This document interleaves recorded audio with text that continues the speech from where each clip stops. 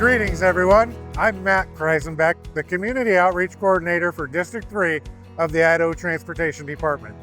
Joining me again today is Stiles Salick, our resident engineer. We are here with the I-84 corridor monthly update for July. There's a lot happening this month, so let's get right into it. Stiles, let's start with the area between Centennial Way and Franklin Road. What's happening this month? Crews are continuing to make progress widening I-84 between Centennial Way and Franklin Road. This is a busy stretch and we are moving closer to several important milestones. One of those changes starts this month, right, Stiles? That's right, Matt.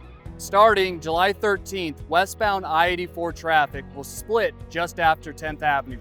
Drivers heading toward Notice or Parma will be able to use either lane through the work zone. Signs will be posted to help guide you. I just want to reiterate, when westbound I-84 splits near 10th Avenue, motorists can use either lane to go through. However, if you are exiting at Centennial Way, you will need to use the right lane. Will crews need to close any ramps to make this change, Stiles? They will, Matt. The Centennial Way westbound off-ramp will be closed for just one night, only to set up the new lane configuration. We will continue to send out updates with the specific dates and detours. And what's the latest on the 10th Avenue on-ramp? The 10th Avenue westbound on-ramp is still closed, but we plan to reopen the ramp on schedule in early August. On schedule is always great, and it sounds like there's going to be another big shift after that. That's right. In early August, we will move westbound I-84 traffic back onto the newly paved westbound lanes. This shift will give crews space to start working in the median. Drivers should expect overnight closures so we can restripe the road and safely move traffic to the new lanes. Excellent, thank you, Stiles. Now let's talk about what's happening at the Karcher interchange. Crews are continuing to add the third lane on Karcher Road. You all might have watched us live this past month while crews set the girders.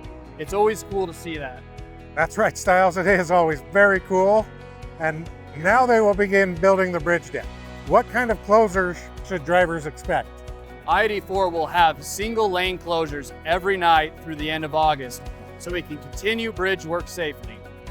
There will also be full closures on I-84 so that crews can pour concrete for the bridge. Pouring both sides at once help us stay on schedule. Like I mentioned earlier, it's great to stay on schedule. Will there be any impacts on Karcher Road? Yes, sidewalks on Karcher Road will close between Middleton Road and Sundance Road. Crews will start placing concrete for the side path and paving the new lane. Thank you, Stiles.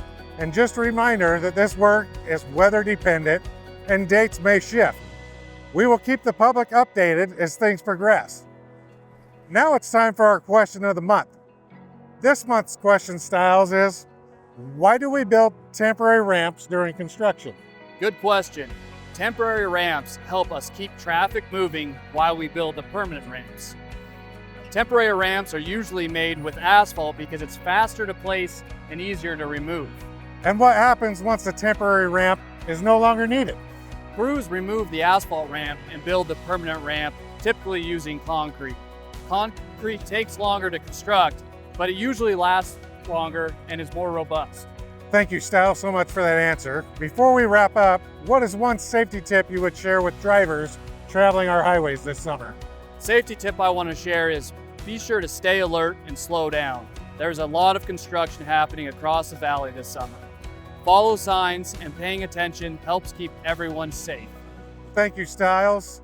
Always important to drive alert and have some patience. Please don't forget to sign up for email or text alerts using the information on your screen. That's the best way to stay in the loop on closures and construction impacts. Thank you all for watching, and we'll see you next month for another I-84 corridor update.